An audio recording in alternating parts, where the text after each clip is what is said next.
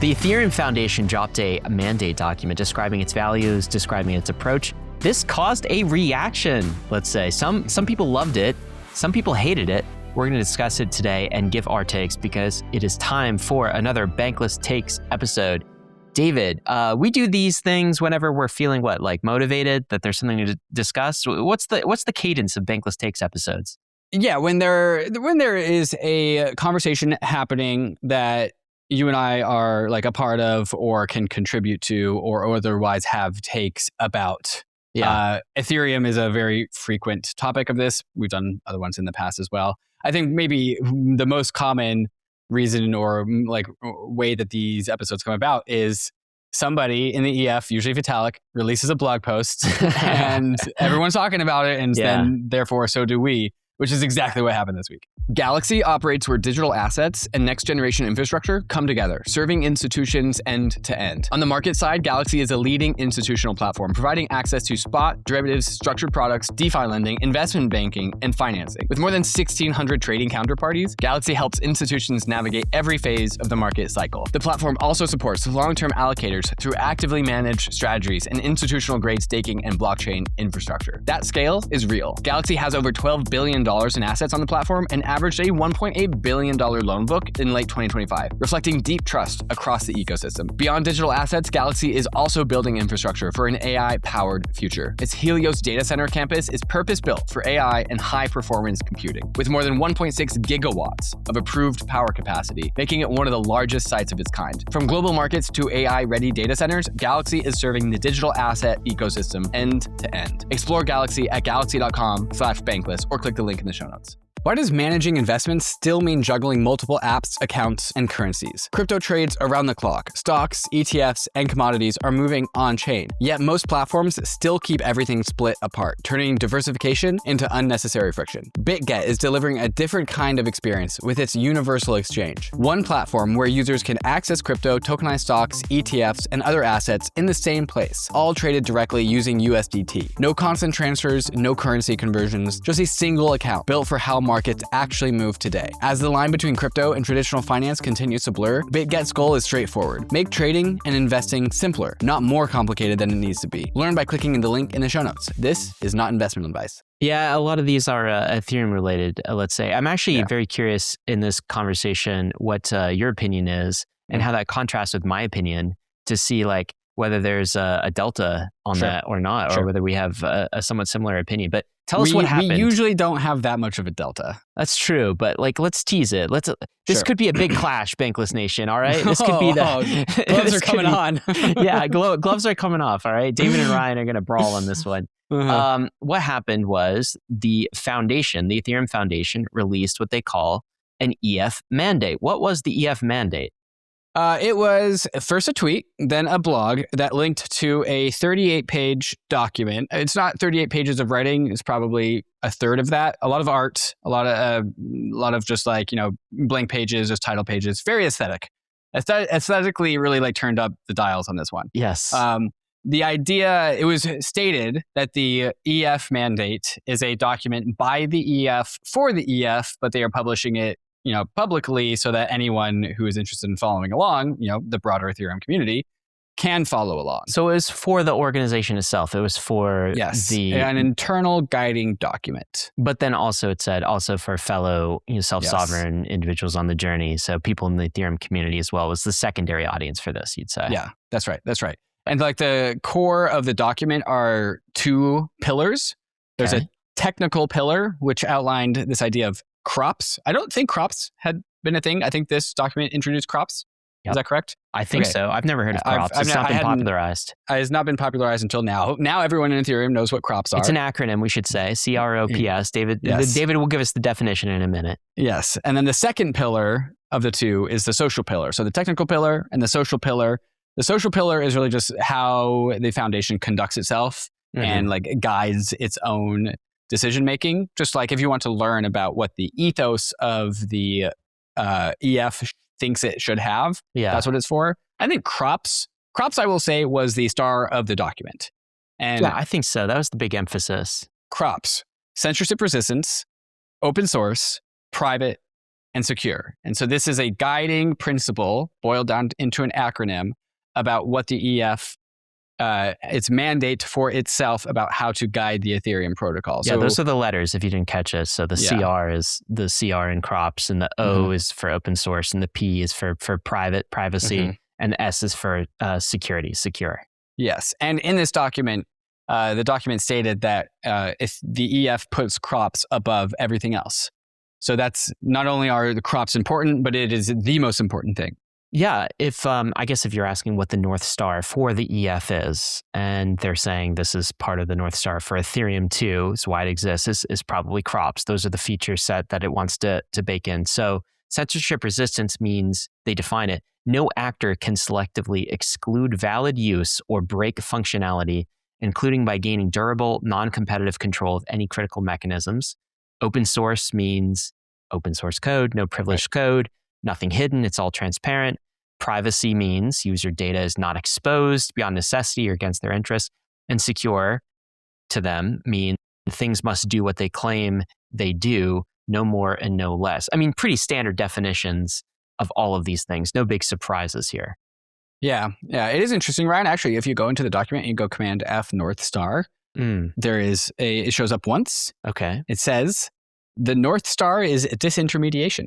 Oh, yes. I actually have a take on that. We'll get to that. What Okay, this document was later. not, though, this document was not a roadmap for Ethereum. It wasn't the straw map that Justin Drake came out with.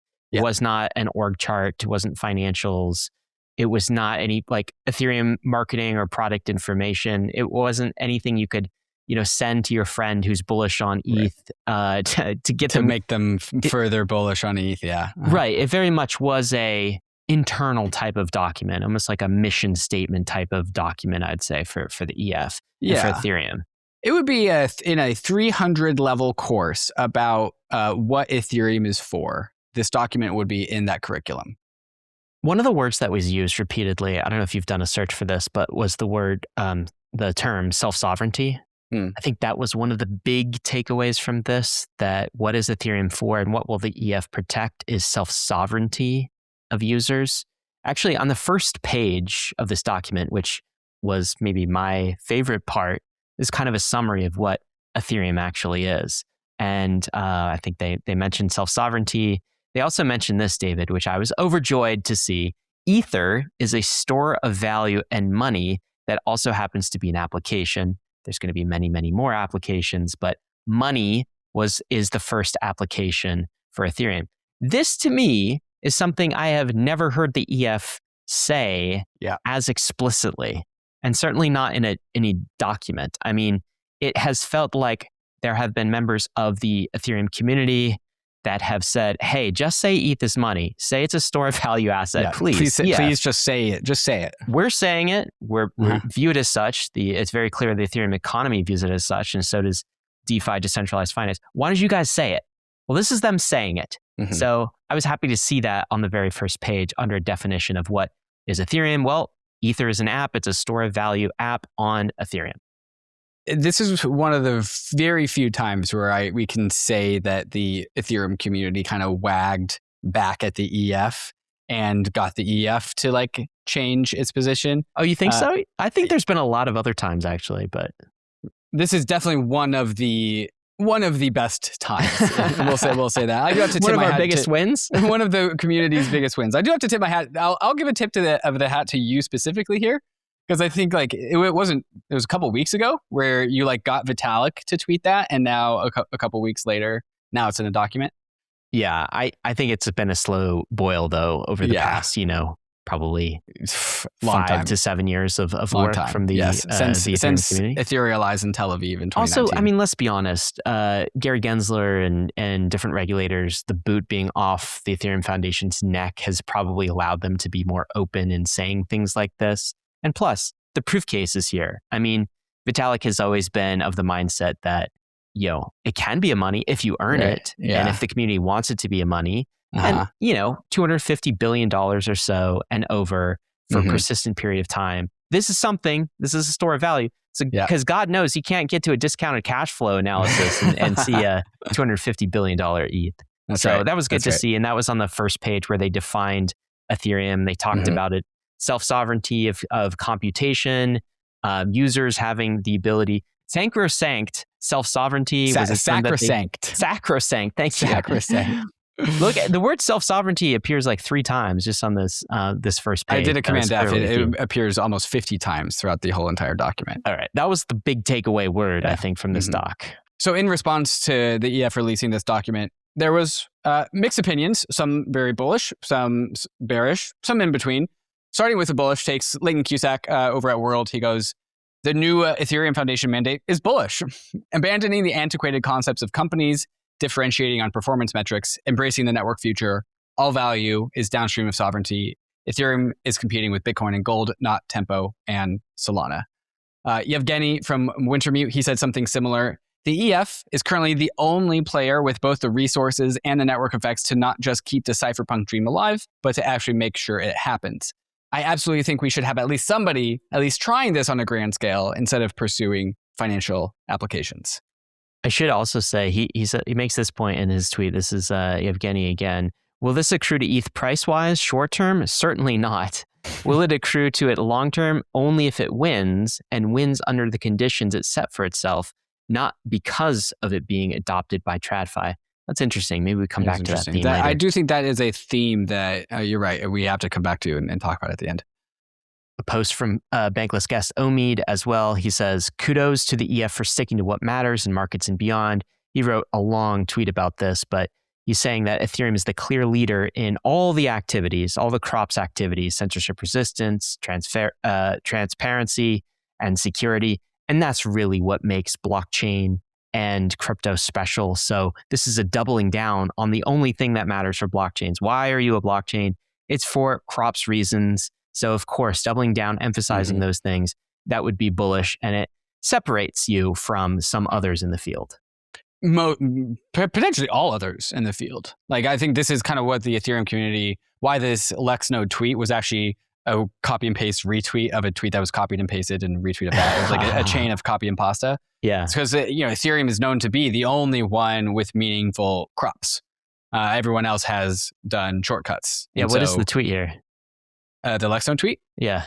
I do find it kind of hilarious that the main criticism of Ethereum has been that it's remained laser focused on the reasons blockchains exist at all. Yes. And you can go and you can click into that tweet and it'll like turn you into a tunnel of people tweeting that tweet. Okay, yeah. And we also have Stani from Aave who just gave a broadly bullish take saying resilient vision from the Ethereum Foundation. Just a thumbs up from Stani. Okay, so what are the positives we're seeing in the bull takes here? So this is a positive that Ethereum is doubling down on its values, on the things that make blockchains, the reason why we're doing this whole thing in the first place, which is crops, and also saying that this separates them from the pack, right? It's not like an alternative layer 1 chain. You know, Ethereum is the only chain doing this, maybe at some level Bitcoin as well, but those are in a class of their own. They are doubling down on crops. It's definitely some trade-offs here. But these are the trade-offs that Ethereum should be making, and that's bullish. Maybe not short-term for price, but in the long run, if it wins, that will be bullish. And because of decisions like this, doubling down on the things that matter. It's the long game type of argument. It's the long game, yeah. It's like people just getting behind the idea that like crops is the point. Ethereum really established what the broad point of a blockchain ought to be.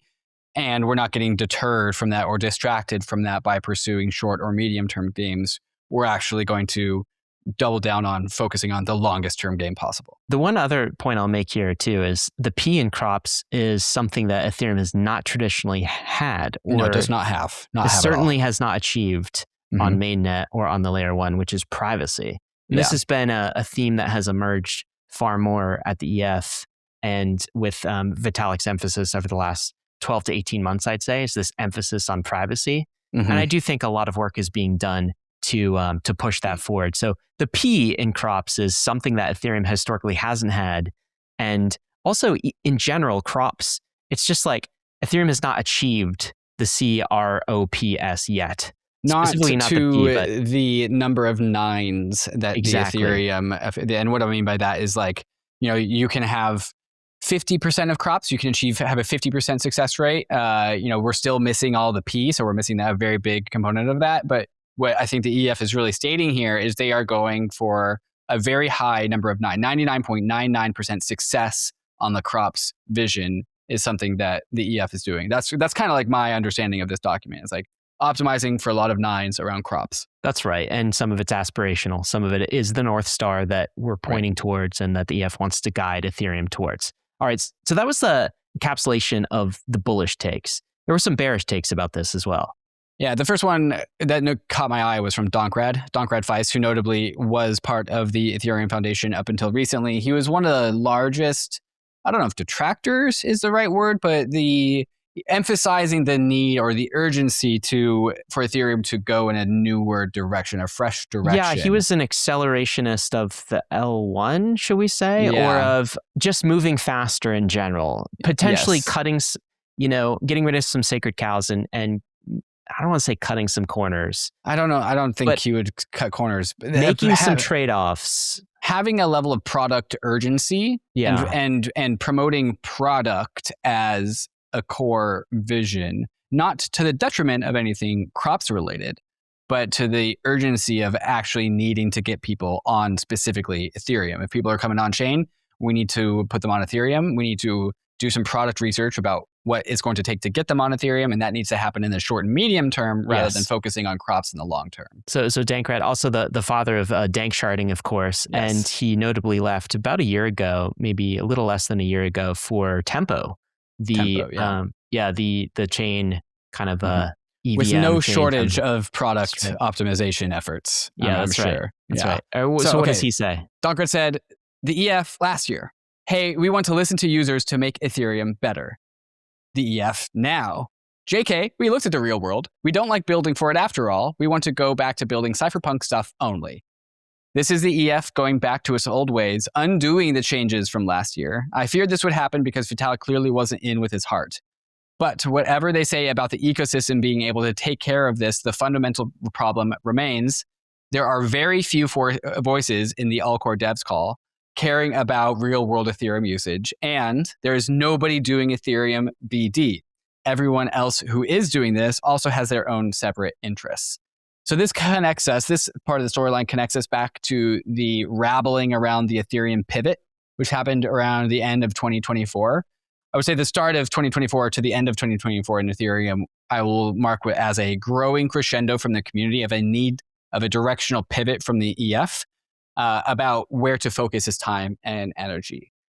We got some sort of pivot. It's debated whether or not the pivot actually happened or not, or reprioritization, as other people say. Something happened at the end of 2024 where the dev focus of the Ethereum, of the EF, turned into the scale layer 1, scale blobs, improve UX 3 tracks, like simplify the tracks, have a level of urgency, focus on product.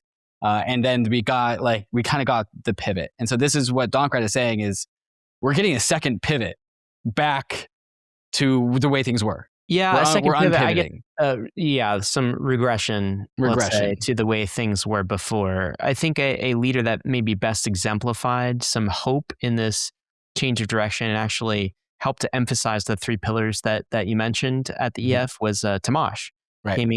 Coming in from Nethermind. He was the executive director. And he recently resigned about 30 days ago. Now, there was some follow-up here because, people were saying, and Tomasz leaving, there had to be some drama there. The board at the EF must have pushed him out. Right. Tomasz swears up and down that there's no I don't think blood. I don't think that's what happened. He was not pushed out. He left because basically he was feeling like mission complete. Yeah, it was a job well done. I've done my job here. Yeah. I signed up for this role to serve my time as a steward of Ethereum. Right. But Tomasz is inherently an entrepreneur. He sees the power and potential of AI from an entrepreneur's perspective. Yeah. And he wants to go back to Ethereum's app layer and do some AI Ethereum thing. I think that story holds up to me. Yes, I think that makes sense. And yet still, Donkrad here is saying that the EF is going to move back to the pre-Tomasz, timeline where users, it didn't matter as much. The application layer didn't matter as much. Ethereum was going to build this thing, whether the market needed it or not. The EF would be slow in terms of build out of the roadmap, kind of the before time era, which is perceived by people like Donkrad as kind of negative, and a reason that he left, a reason he would say that he left for Tempo.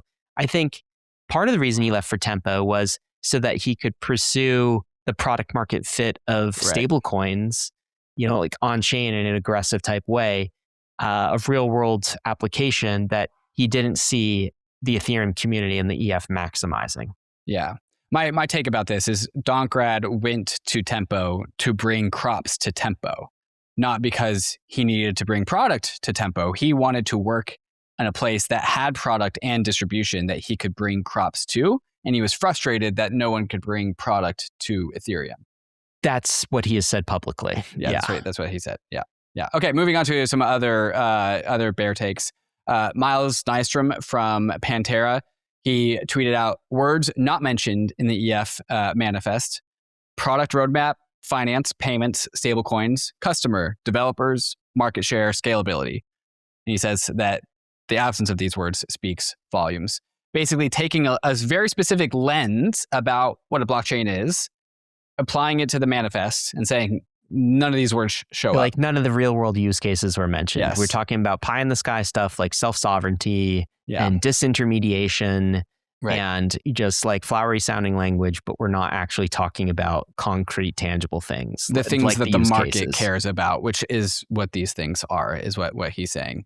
Yuga.eth made an even deadlier tweet about Ethereum downstream of this release of the mandate. Ethereum is on a trajectory to become the Netscape of crypto, historically foundational with its invention of the EVM, as Netscape did with JavaScript and SSL, unfortunately destined for irrelevance due to an inability to focus on what matters. An EF determined to win would focus on how to make Ethereum the best chain for finance. That's not what it's doing today. Oof. As Yuga.eth, huh? The .eths aren't what they used to be. Used to be a bit more bullish back in my day. I should say there was one counter to something that Donkrad said from Taylor Monahan over at MetaMask. And this is taking issue with Donkrad's use of, I guess, the term product when describing Ethereum, what it was building. And she said this: users do not use blockchains, they use products. The EF is not building a product. They are building a blockchain, which is a platform that allows anyone to permissionlessly build whatever the F they want. I know it's confusing because there's a lot of shallow single-purpose blockchains out there. Shallow single-purpose blockchains are products. The EF is not building a product. So what she's saying is all of the people complaining, like Mason, that there aren't use cases, or like Donkrad, that the EF is kind of not responding to real world users. She's saying that's not what the EF should be doing. Okay, they're not the product development firm building on top of Ethereum. Their job is to just build this permissionless open crops substrate so that the rest of the ecosystem has room and the ability to build out the apps. So, and she calls that a platform rather than a product. What do you make of this take? Everything is a product for someone. And so I can agree with Taylor and say, okay, sure, like, we don't build for the end user, build for, but you have to build for somebody else. Somebody is the consumer of the value of semantics. Ethereum. It's a little bit of semantics. And so like, yes, I take Taylor's point in the sense that like, shallow single purpose blockchains are products, are a more direct product pipeline between blockchain and user. And like, there's fewer moving parts, and Ethereum has more moving parts. And so maybe the users aren't the direct customers, or maybe not even the apps. Like Ethereum is a blockchain of chains, but somebody is a product consumer, and a better product will be able to better express the values of Ethereum in the first place for someone. I kind of get that. I would just say, just like, if you think of the substrate of a nation state, like, America or something like that, is America, is the nation state, is that a platform or is that a product, right? And at some level, it's kind of a platform, right? It's very deep in the stack, but there are services that citizens want, and you are, at the end of the day, you need to attract businesses and citizens and talent and individuals. And you provide things like security and rule of law and court systems. And you pick a portfolio and a mix of services for your platform for that user group. So I kind of agree that like, no matter what you call it, whether it's a platform or a product, you have to be in the business of providing things that somebody wants. That people want, yes. Yeah, and we'll build on top of, and we'll choose to build on top of due to these features. Yes, I 100% agree with that articulation. Maybe one last bear tweet or just detractor tweet from Haseeb. He goes, I hate to be the one to say this, but please, no more manifestos. They've made great progress on this in the last year. What people want to see from the EF is less manifesting, more shipping. Yeah, this is probably the one that I resonated with the most. Yes. If you remember, there was, so this was not a manifesto, to be clear. This was an EF mandate, but there was another recent manifesto that Vitalik advertised and signed on to. This was from November of 2025 called the Trustless Manifesto. Bunch of authors. Different, this is exactly what he's talking about. Okay, and this was a few months ago. And at that time, even in November, I was like, okay, cool. Like we got another kind of manifesto. It feels like we're being inundated with these manifestos and vision documents. Yes. And I think we are very much in crypto and Ethereum world, coming off of 5 years of relatively stagnant growth in a bear market. We're in kind of a show me market, which is, all right, but what are you shipping today? Yep. Right? I love the roadmap, but what are you shipping? And so at some level, the criticism here is publishing this mandate right now in another document rather than code or something that you're about to ship in order to further crops is a little tone deaf, or at least it's like not being responded to well because we're in the show me phase of the market. We actually want to see code. Right. We want to see you shipping privacy on the L1 rather than just talking about privacy as something that you value. And so that's just how everyone is feeling right now. And it's certainly how I feel. Not to say, by the way, they should be able to chew gum and walk. I mean, they should be able to publish manifestos and mandates and vision documents and all of this while also shipping. And some might argue, well, we just got a hard fork in December and there's another one in the first half of this year. So for every hard fork, we get one manifesto. Well, some are just arguing that no, we're doing both. Okay. And so we could publish mandates, and we're also shipping code. It's just, I don't know. The climate is not, the environment and the temperament and the feelings right now are not as conducive to long documents when we want price to go up and we want use cases to be manifest in the real world. So Ryan, you read my Ethereum Weekly post, goes out to Bankless Premium subscribers. Yes, right? I did read this, yes. Okay, so the part about that post that I put out for the premium subs this week was, the time to write a mandate of Ethereum's values as a guiding document for the direction of Ethereum was in the 2015 to 2020 era. And I'm sure there was something like this published back then too. And it just seems the main export of the EF these days are these kind of mood board documents to remind themselves and us about what their vibe is. Yeah, that is a take. Although I give that a partial agree because I actually think over the past year, we've seen an increase in shipping from the EF. And so I would say... I think so? Yeah, I do. We definitely haven't seen a decrease. So I will definitely say that. Pace has definitely been positive. They get points for increase of urgency. They do get that. Yeah, and this goes into kind of how you perceive this document and what your individual takes are. Maybe we'll do one last retort and then I want to get your takes, David. So this is a poster who said, I've read many criticisms about the new EF mandate, but here's what the mandate actually does and why the criticism is wrong. The criticism is the EF is abandoning adoption, but the reality is the mandate prioritizes crops. And this isn't anti-adoption, it's actual sustainable adoption, right? Without crops, why are people even, adopting blockchains in the first place? Totally. Another criticism is that the EF should do business development, institutional outreach, would have liked to see more in the doc about that. But the reality is that's not what the EF is for. And they are staying focused in their lane as a nonprofit protocol steward. They're not a sales team. They're not good at that. Could you imagine Vitalik in kind of a sales meeting? It wouldn't go well. The EF can't be all things to all people. The EF's job is to ensure the protocol stays credibly neutral. And that's what this type of a mandate doc actually promotes. Another criticism, they're undoing pragmatic progress, but the reality is we have a lot of progress. I think you made this point in your article too. Larry Fink building ETFs, staking ETFs, Tom Lee is buying ETH on a weekly basis, like 100 million a week. He hasn't stopped. Institutions are adopting it. Like the real world usage of Ethereum is actually growing. It's not stagnant. So I think that's some of the counter to these bearish takes. What I like to boast about this tweet is that it kind of identified the two camps around this manifest pretty well. Yeah. And it put it into like either or language. And then it pierced right through that. Criticism, the EF is abandoning adoption, reality, blah, blah, blah. It's not like because they are promoting crops, they are therefore not doing non-crop stuff. Exactly. Which is definitely what a lot of people interpret it as. Exactly. It can be both and. Yes. It can be both and. Why can't it be both and? Can be. Yes. Yeah, that's definitely something to talk about.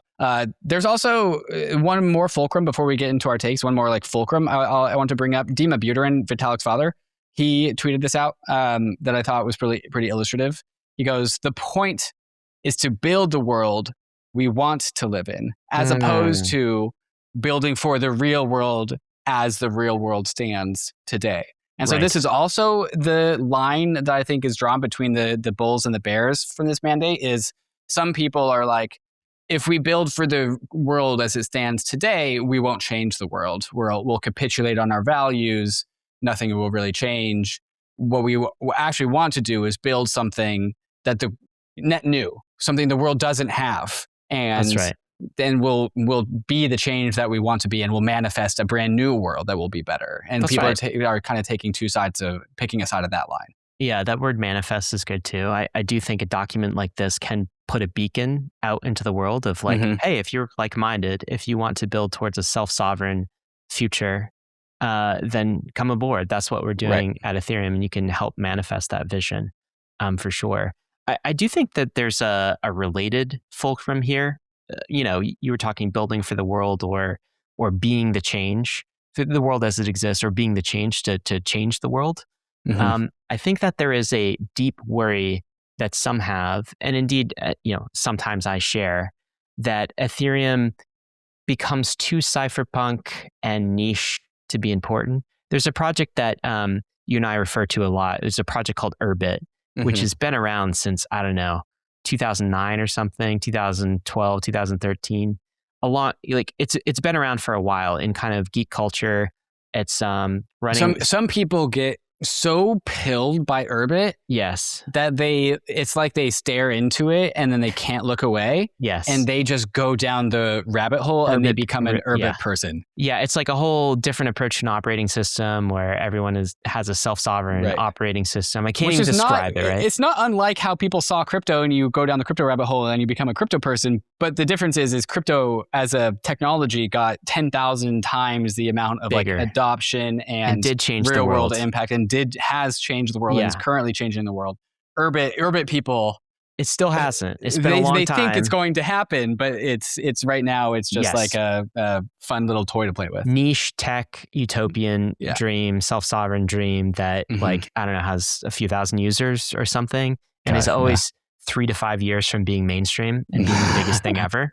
And when people see things like this, a doubling down on some of the crop stuff, without the corresponding, and this is what it means for real world use cases. Yeah, I think the worry is that Ethereum takes a path that is not going to change the world because it's too niche and too disconnected from what's happening in the real world and a bit too ivory tower.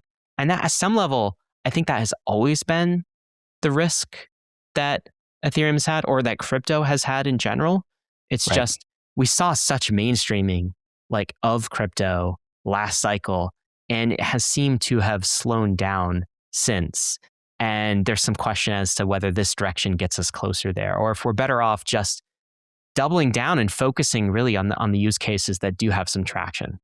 I also think that helps illustrate the environment in which this manifest has come into the world. It's come into the world in which the Linuxization of the crypto movement is at its highest. It's like we are at fear of being irrelevant higher than we've ever been since 2019. Yeah. We haven't had this fear of like the crypto industry becoming irrelevant.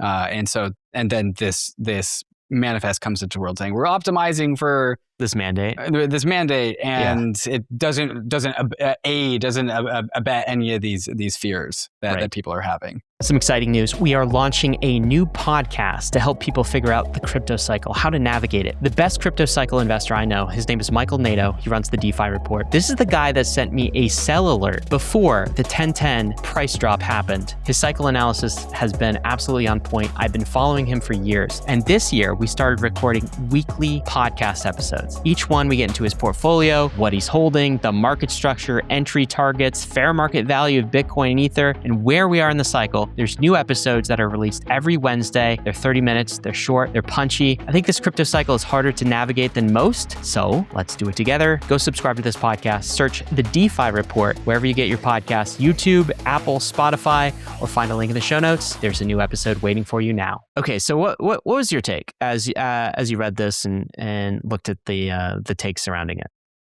I have a handful of takes. The fulcrum that I see is that when it comes to crops, the question is, how many nines is Ethereum going to optimize for to produce crops? Okay. And like putting words in his mouth, I think Vitalik is saying all of them, all of the nines, like 4 nines or more. Like we're going for max number of nines, and the higher the better. My preference is that, 3 nines is really good. Even 2 nines is like, if we can get 99%, and if we give up some of these crazy number of nines so that we can 10 to 100x Ethereum's capability on actually imparting change in the world, that is a trade I would make. Now, it's not black and white. It can be positive sum. Like, it's not we take from this end and we give it to that end. It's not that, but it isn't such a strict dichotomy. But when I read this document, it seems the EF wants to build an Ethereum to be a check on power of the world's most powerful institutions and not be one of the world's most powerful institutions itself. There was this, we did this at Bankless Takes on Vitalik's article in defense of Bitcoin maximalism, which came out on an April Fool's Day. And he used this metaphor. Blockchains are like the file of Galadriel. You know this metaphor, right? Yes. This is Lord of the Rings. Of course. What is a file of Galadriel? A light to you in dark places when all other lights go out. It is not a low-cost light. It is not a fluorescent, hippie, energy-efficient light or a high-performance light. It is a light that sacrifices on all those dimensions to optimize for one thing and one thing only, to be a light that does what you need it to do when you're facing the toughest challenge of your life. And so this is what I see Vitalik emphasizing, is we are going to make sure that we maximize the DAC side of Ethereum. We're going to be a tool in everyone's pocket, kind of like how no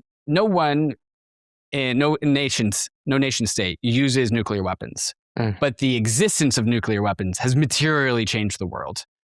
But in terms of like the economy around nuclear weapons, I'm not saying I want that, but it's just like the existence of Ethereum, he wants it to be a check on the power of everything rather than it being the thing. Now, I and many others have dedicated my life up to this point to like help Ethereum be the thing, be the institution, not a smaller, albeit still powerful, but not a smaller thing that is a check on larger institutions. Like my interest in crypto and Ethereum has always been to maximize Ethereum. Like people call us ETH maxis.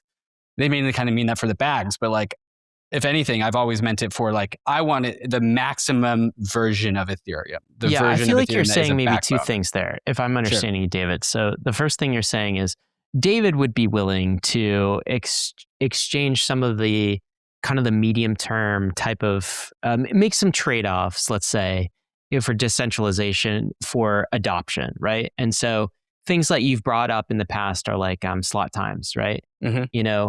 Bringing those down.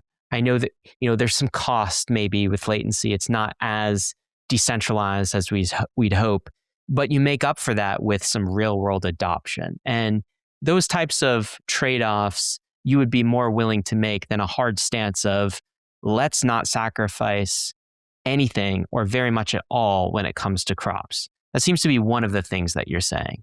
I don't like the word trade-offs because I do think we can have like very hardline cypherpunk stuff and get adoption at the same time. Like, I don't want people to be in this mindset of it's like either or. Sure. And I don't also want people to be like, oh, David is willing to cut corners. Why doesn't he just go to Solana?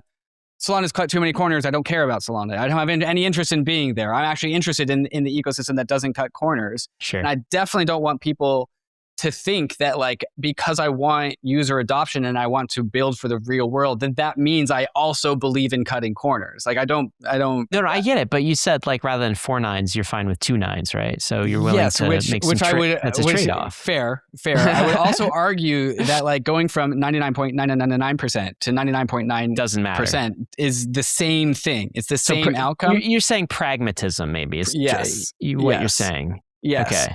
Ultimately, if we do not put people on Ethereum, put institutions on Ethereum, and if we also optimize for too many nines and made it impossible for them to come, then what are we even doing here? Yeah, so you're worried that maybe like a hardline stance on like crops or these types of manifesto or these types of mandates maybe shed some of the pragmatism that is going to be valuable if Ethereum is actually going to win and change the world and accomplish its big ambitions here. Yes. Okay. As a North Star for Ethereum, I think we should have Ethereum's like market share of not ETH price, but ETH price is highly correlated, but like market share. And there was a tweet that I saw in this whole debate that I think does kind of exemplify this whole dynamic. Yeah. This is from Ceteris from DEFI. He goes, if Ethereum didn't have a token that people wanted to go up, the new EF mandate wouldn't be controversial at all. It would be unanimously celebrated. I agree with that tweet. That's a correct tweet. There would also be 1/1000th the amount of people having this discussion in the first place. Sure. So I want to emphasize the point that there is a very strong correlation between Ethereum having market share of stuff on it, how like percentage of the world on chain, and how much it can actually change the world. Yes. If we just, we have said this many times, decentralization is not the end goal. It is a means to an end to achieve certain properties and things. I'm going to apply that to crops. The point of blockchains is to not produce crops. The point of blockchains is to use crops as a means to an end, and that end must be Ethereum growing in market share. Yeah, and that is a North Star. That I think is part of your second take, which is, I think if I'm going to summarize your take, you definitely want Ethereum to win. Yes. And when you read a document like this, it doesn't convince you that the EF also wants that. There is some language in here that I didn't personally vibe with, but it's this idea again of subtraction for resilience. And the EF has talked about addition by subtraction in the past. And that was indeed the mandate 4 or 5 years ago. I don't think that has gone so well. I think some of the subtraction has led to a vacuum in the space that has been filled by other entities like TRADFI. And then there's this concept, philosophically in the mandate itself of detotalization. I'll read this to you. We believe that detotalization, building toward a world in which no organization, system, or moral order has total dominance over any individual life, is the most reliably good aim. And they also talk about the North Star, as you said, being disintermediation.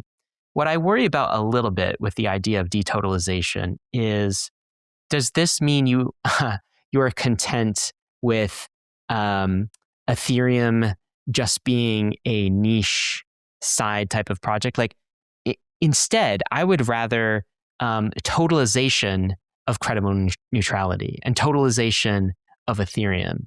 You know what I mean? Like, rather than Ethereum being just like a small thing to the side among these other apparatus, like why not the entire world based on this global property rights system that gives everyone their sovereignty? Like, if we're so proud about the crops we have, yes. What if we put the world on the thing with all the crops? Totalization of crops rather than detotalization. Yeah.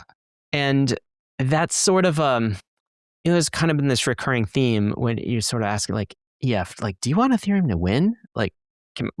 Are we going to get ETH to 10 trillion in value, 30 trillion in value? Like, what are we doing towards that?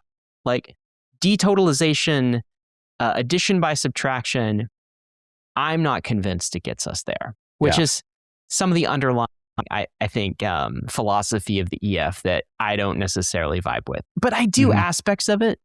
I mean, if the EF was this hungry monster that was consuming everything and trying to control everything and assert dominance, of course that would be too much, and that would be a negative. We would probably move elsewhere. But we are so far away from that being a problem. The problem in Ethereum, if there is a problem, is kind of the opposite of that, where we haven't won enough. You know what I mean? Yes. Like that's kind of the problem. So I get that take. What other takes did you have? To round out some of my takes here, we had a recent episode with Zuko, and Zuko brought up a talk that he heard from Moxie, the founder of Signal. Yep. He brought this up multiple times in the podcast. This is such a good piece. Yeah. He talked about like a guiding framework for cypherpunks to build products in 2026.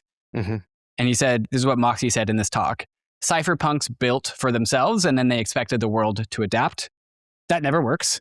You have to meet users where they are. Yeah. Scale is the only thing that matters. Under 100 million users, you're irrelevant. Crypto is making the same exact mistake that Linux and other cypherpunks have made. Powerful tools for insiders and meaningless for everyone else. And the bottleneck is always UX. If a user has to learn anything new, you're already lost. And so when I read this manifest, none of Zuko's concerns about what Moxie said in this one talk seems to be acknowledged.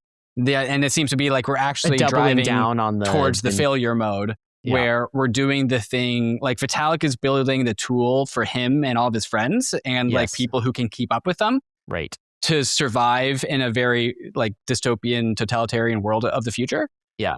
But we are not allowing like a very friendly way to get on the arc. So you would have rather read a document coming from the EF of like the 10 biggest UX problems that hinder us from having a million stakers and 100 million people directly on the L1. Why? Here they are. How we get an Ethereum node into everyone's home, like something like that.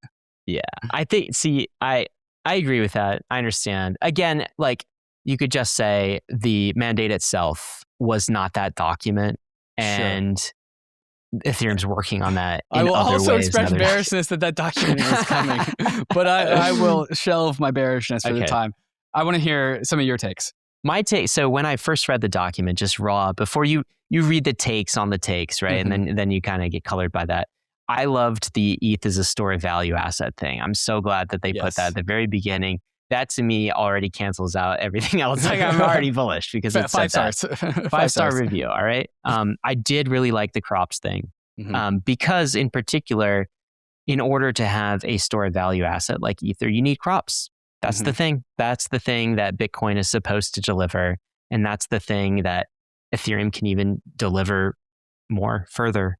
And so it's very beneficial for the ETH application itself. So I like the doubling down on crops and the thing that Ethereum can do that all the other corp chains can't do, and that Bitcoin is arguably starting to fall down on, which is, crops. So that's all bullish to me.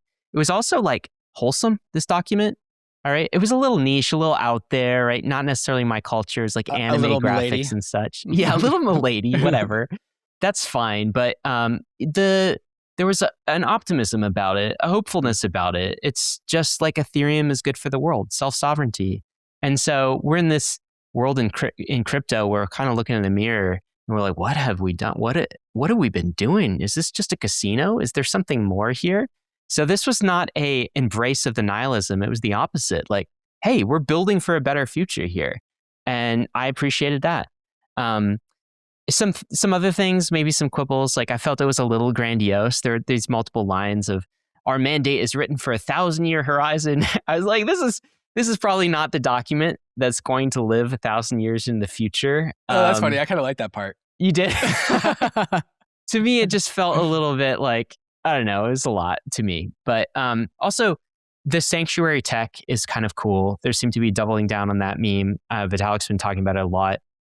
I still think sanctuary money is closer because sanctuary tech is a whole field of all sorts of things, right? Right. But Ethereum is if it's a blockchain, it's a blockchain. It's a a sanctuary ledger. blockchain, then it's there's sanctuary debits and money. accounts. It's to do with money. It's sanctuary money. So why don't we just talk about the money use case a bit more? Also, I do echo the Hasib thing. Like, are we shipping manifestos? Is that the signal that we're putting here in mandates?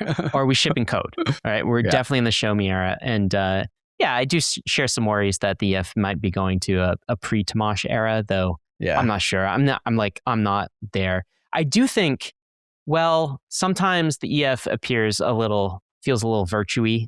It is a force for good. I'm like so glad the EF is here in crypto and so glad that they are the shepherds for Ethereum. And I think it's a good thing that this document exists and this organization exists, because I guess maybe my takes on some of the takes. This was the Rorschach test, the inkblot test for problems that people have had historically with the EF or Ethereum. And so if you're bullish on the EF, you remain bullish.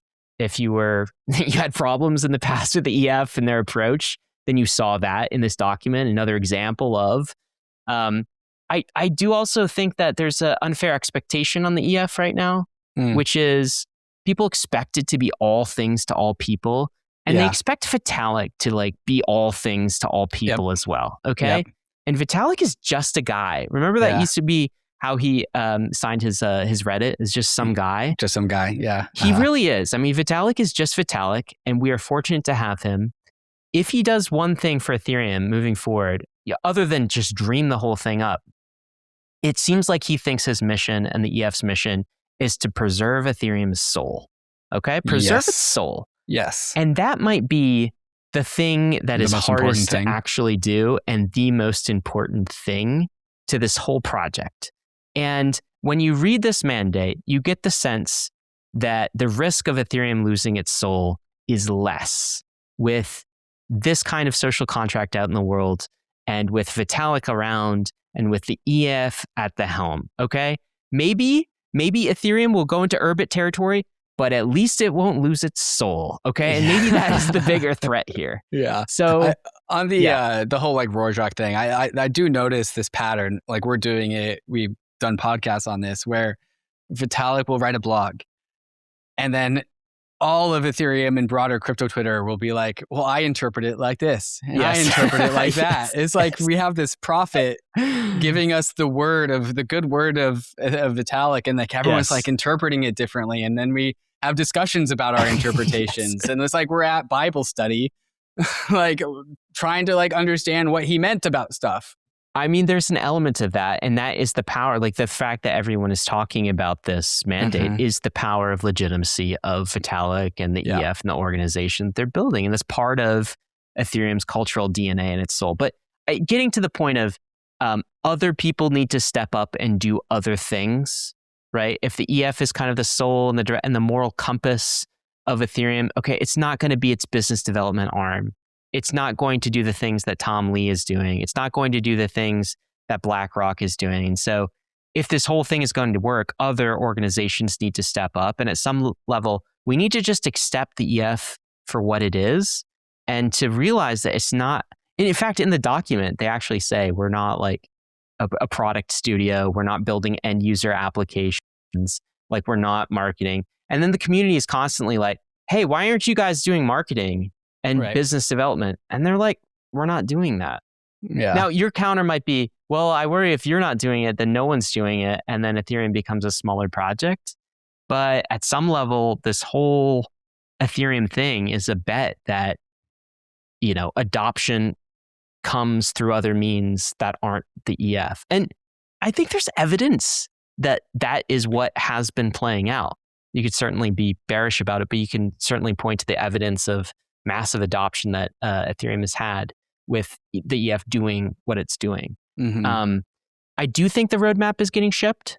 So I do think they're actually being pragmatic. I think it's a mistake to think that because this manifest got shipped, that like the last year of progress that Tamash has made at the EF, like streamlining the organization and like doging the EF didn't happen. No, that still happened.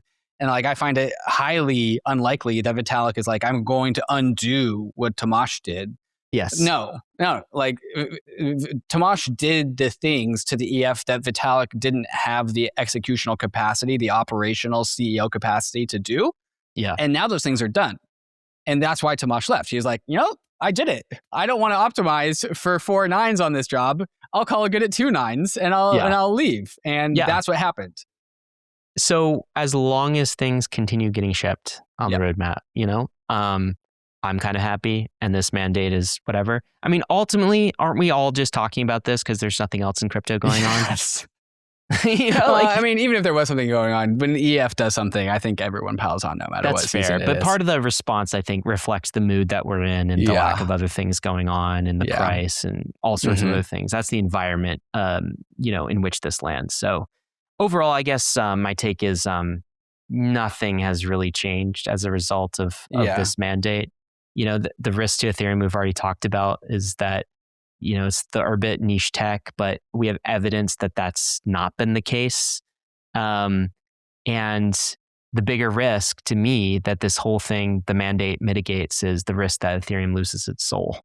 And you start to get that sense when you look at the rest of crypto that TRADFI has kind of stepped in and they're like, okay, guys, we'll take it from here.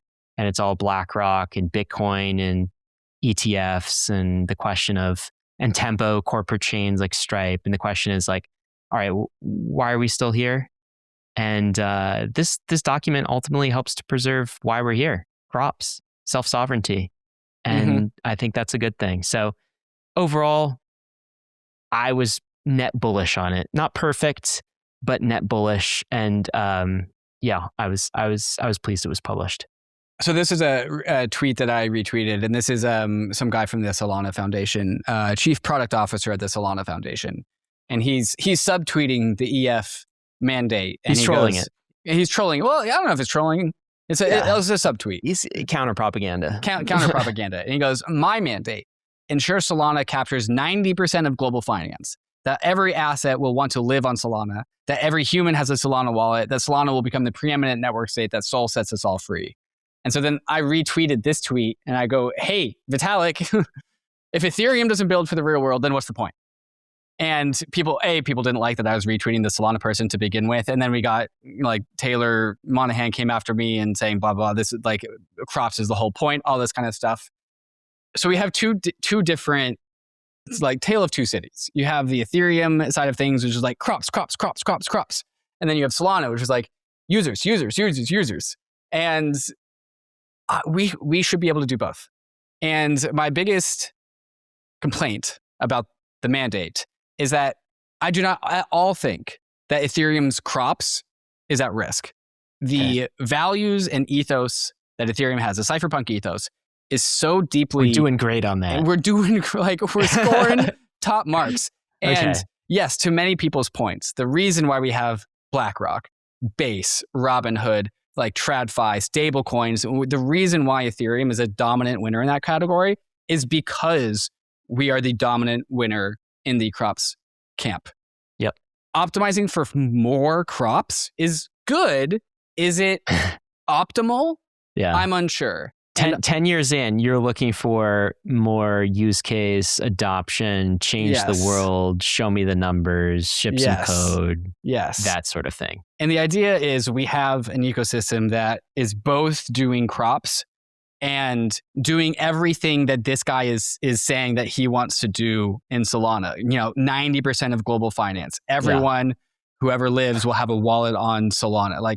That's kind of the energy that is missing from Ethereum, and this mandate does not have. And to your point, maybe it's a different document. Well, maybe we'll do a podcast when that document comes out. I don't think that document's coming out. And there's like a principle in psychology, but you can apply this broadly, is like, if you have like a bunch of things to do, the thing that you need to do in your life that is best for you is the thing you want to do the least. Like if you are a big like weight trainer, and the idea of like going on a run is like, running's probably the best thing you need to do. And so like, that's kind of my challenge to the EF is like, yeah, dude, like speak more like this, basically. Getting users is scary. growing products is scary. Ensure Ethereum captures 90% of global finance, that every asset anyone will want lives on Ethereum, that every human has an Ethereum wallet. Yes. Ethereum becomes the preeminent maximalism. Ethereum maximalism.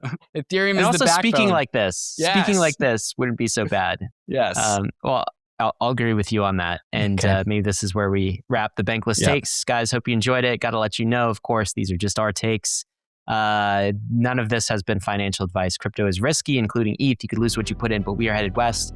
This is the frontier. It's not for everyone, but we're glad you're with us on the Bankless journey. Thanks a lot.